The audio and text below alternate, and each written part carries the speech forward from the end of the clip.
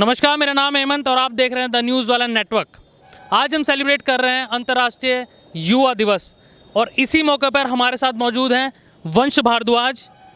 इनका इंट्रोडक्शन बहुत लंबा है इसलिए मैं लिख के लेके आया हूँ। इनका नाम है वंश भारद्वाज। ये कोचिंग इंस्टीट्यूट चलाते हैं द नॉलेज आश्रम के नाम से। ये एक एंटरप्रेन्योर भी हैं, अपनी कंपनी भी चलाते हैं शिव योगा ऑर्गेनिक्स के नाम से, जो ऑर्गेनिक फार्मिंग करती है। ये CCTV बेस्ड सर्विलांसिंग सिस्टम भी बनाते हैं रोबोटिक्स ट्रेड के नाम से। कोविड-19 की महामारी में इन्होंने कोविड-19 ऑटोमेटिक सैनिटाइजिंग मशीन भी बनाई है। ये एक NGO में भी काम करते हैं जिसका नाम है द उद्गम वेलफेयर सोसाइटी, जो कि बच्चों को फ्री एजुकेशन प्रोवाइड करती है। ये 20 साल के हैं। अब हम इनसे जानते हैं कैसे करते हैं इतना सारा काम। बताइए सर, कैसे करते हैं? हम तो थक जाते हैं। सर आसानी से मैनेज हो जाता है। जज्बा एक मेरे को अपने देश के लिए, अपने समाज के लिए कुछ करने के लिए अपने आप में अंदर से मिलता रहता है और वही एनर्जी मेरे को इन सब कामों में इन्वॉल्व रखती है।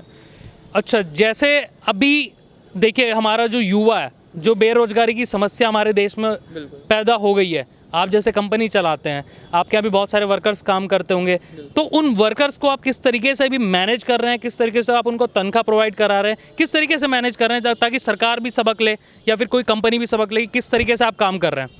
सर देखिए, जो अपने वर्कर्स की तनख्वाह वाली बात है, तो मेरा मानना ये है कि उनको तनख्वाह मैं नहीं दे रहा। हम अपने जैसे बोलते हैं ना कि हर कोई बंदा अपने हिस्से का लेके आता है, तो हमारे वर्कर्स अगर काम कर रहे हैं तो वो अपने हिस्से का अपने आप ही अर्न कर रहे हैं। हम तो सिर्फ और सिर्फ उनको एक ट्रैक, एक पाथ हम प्रोवाइड कर रहे हैं कि आप यहाँ पे आके काम करो, हमारे साथ में काम करो। उनकी इनकम तो वो एक तरीके से मानिए कि अपना आप ही जनरेट कर लेते हैं। जब वो वर्क करेंगे, एफिशिएंसी हमारे लिए, प्रोडक्टिविटी हमारे लिए लेके आएंगे, तो ऑटोमेटिकली वो अपना इनकम कर सकते हैं। और रही बात ये कि बेरोज़गारी की अगर हम बात करें, सर देखिए, बेरोज़गार मेरा मानना है कि कोई भी युवा या कोई भी आदमी ना अपने आप बनता है। वो या सरकार की तरफ से या फिर हम बोलें कि सोसाइटी में एम्प्लॉयमेंट नहीं है, तो मेरा मानना होगा कि ऐसा गलत है।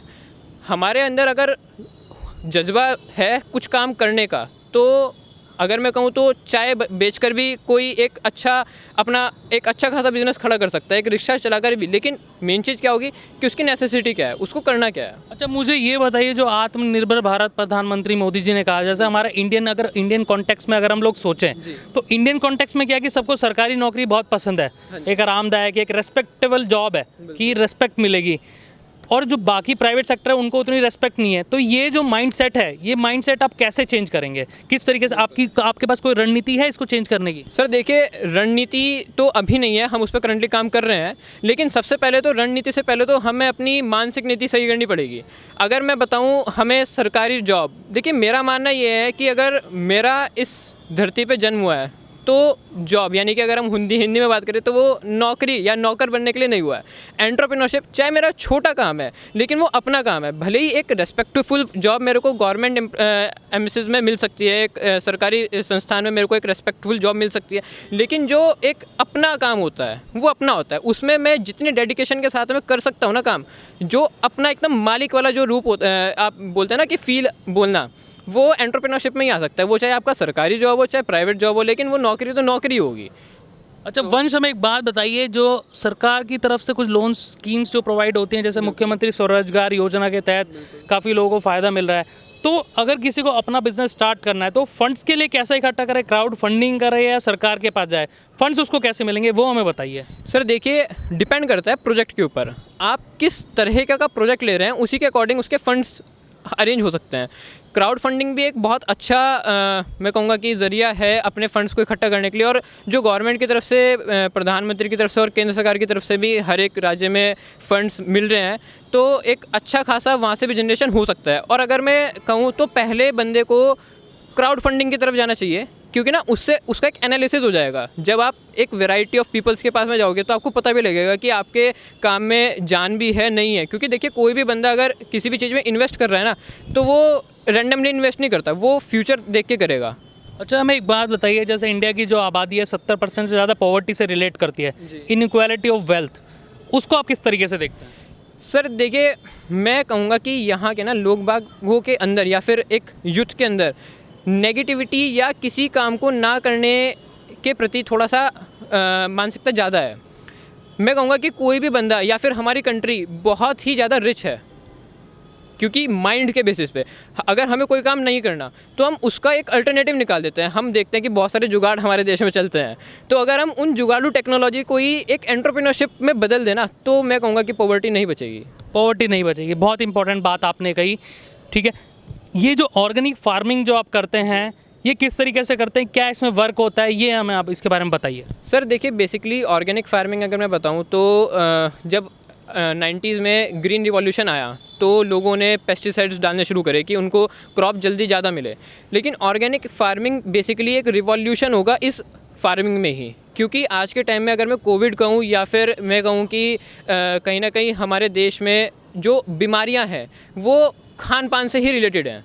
हम आज के टाइम में जहर ही खा रहे हैं। तो ऑर्गेनिक फार्मिंग बेसिकली क्या है, इसमें हम वर्मी कंपोस्ट अपना डेवलप करते हैं और उसी से ही चीज़ें बनाते हैं। और वर्मी कंपोस्ट पूरे वर्ल्ड में नंबर 1, उसको हम ब्लैक गोल्ड भी बोलते हैं, और नंबर 1 ग्रेड का ऑर्गेनिक फर्टिलाइज़र है, जिसके बेसिस पे एक गुड न्यूट्रिएंट्स फ्रूट हमें या कोई भी चीज़ हमें मिलती है।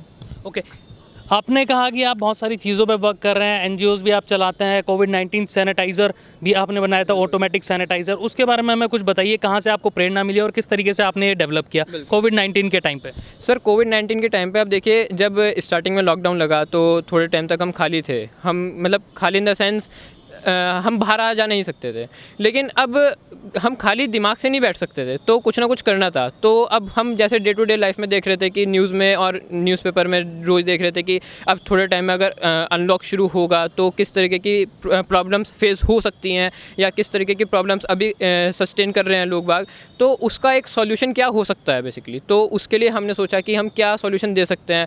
अब हमने वहाँ पे देखा कि सैनिटाइज़र एक बहुत ही इंपॉर्टेंट फैक्ट होगा या एक बहुत ही इंपॉर्टेंट नीड होगी, जहाँ पे जो कि हर एक जगह पे ज़रूरी है, तो उसको हर एक जगह तक कैसे पहुंचाना। अब अगर हम बॉटल्स में या फिर ऐसे ही सैनिटाइज़र हर एक को दे रहे थे तो उससे ट्रांसमिशन तो हो ही रहा था, टच तो हो ही रहा है, तो हम उसको टच लेस कैसे बना सकते हैं। तो वहाँ से फिर हमें थोड़ा सा सोचा कि कैसे हम कर सकते हैं, तो उसके लिए हमने फिर अच्छा, जो इसमें केमिकल जिस तरीके से बनता है कि प्रधानमंत्री जी ने जैसे अपने भाषणों में कहा था कि ऐसा सैनिटाइजर यूज़ करें जिसमें 70% अल्कोहल की मात्रा हो, तो वो आपने उस पर कैसे वर्क किया, किसी कंपनी से कोऑर्डिनेट किया या किस तरीके से आपने किया? सर देखिए, हमारे एरिया में इंडस्ट्रियल एरिया है, तो बहुत सारी कंपनीज अभी फ़िलहाल बना रही थी।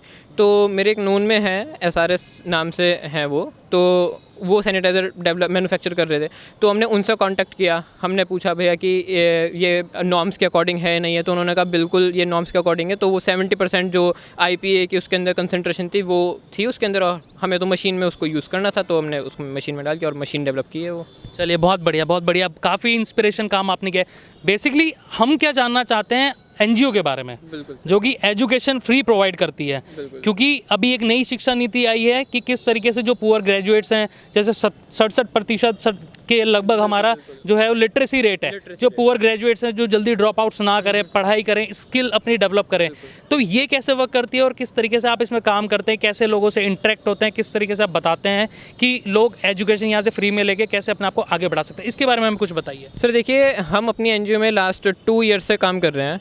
तो अभी बेसिकली क्या था कि बहुत सारे टाइम से हम देख रहे थे कि मेरी वर्किंग रहती है कि मैं विलेजेस में और सब जगह पे इंटरेक्ट करता रहता हूँ, लोगों से मिलता रहता हूँ। तो मैंने देखा कि लोगों के अंदर ना एजुकेशन नाम पे, मतलब 17 ईयर्स का लड़का है, उसे 2 का टेबल नहीं आता, वो कुछ नहीं कर पा रहा।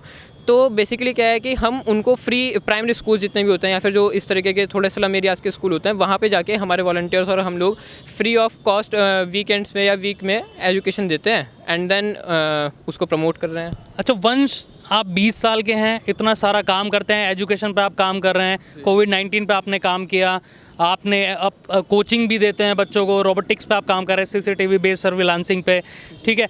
तो युवाओं के लिए क्या मैसेज देना चाहेंगे जो आपको सुने? सर मैं सबसे पहले उन्हें ये मैसेज देना चाहूँगा कि अगर हमें सबसे पहले ना इस देश के लिए, अपने लिए और समाज के लिए सोचना चाहिए। जब हम अपने से थोड़ा सा हट के सोचेंगे ना, तो हमारे अंदर से इनोवेशन डेवलप होगी। जब हम इस नेचर के बारे में सोचेंगे ना, तब हमारे अंदर से इनोवेशन डेवलप होगी। और रही बात ये कि ऑक्यूपेंसी या फिर इतना सारा काम मैनेज कैसे होगा, सर जब हम हमारे अंदर किसी चीज़ को पाने की कोई जज्बा रहता है ना, तो नेचर अपने आप से एनर्जी देती है और वो खुद रिसोर्सेज बना देती है कि मैनेजमेंट तो अपना आप हो जाती है। तो मैसेज मैं यही देना चाहूँगा कि इनोवेशन के बारे में सोचें, थिंकिंग के बारे में। बहुत बढ़िया बातें हमें वंश भारद्वाज जी ने बताई कि किस तरीके से अपने आप को डेवलप करना है, किस तरीके से अपने आप को क्रिएटिव करना है, इनोवेट करना है और कैसे दूसरों के लिए भी रोज़गार पैदा करना है। बहुत बहुत शुक्रिया वंश, हमें ये जानकारी देने के लिए। आप इसी तरीके से काम करते रहें और लोगों को रोज़गार प्रोवाइड करें। आत्मनिर्भर भारत प्रधानमंत्री ने जैसा कहा। ये थे हमारे साथ वंश भारद्वाज। और आगे न्यूज़ देखने के लिए देखते रहिए द न्यूज़ वाला नेटवर्क। और अगर इस वीडियो को आप हमारे फेसबुक पेज पर देख रहे हैं तो हमें लाइक कीजिए, फॉलो कीजिए और शेयर कीजिए। और यूट्यूब चैनल पर देख रहे हैं तो हमें चैनल को सब्सक्राइब कीजिए। शुक्रिया।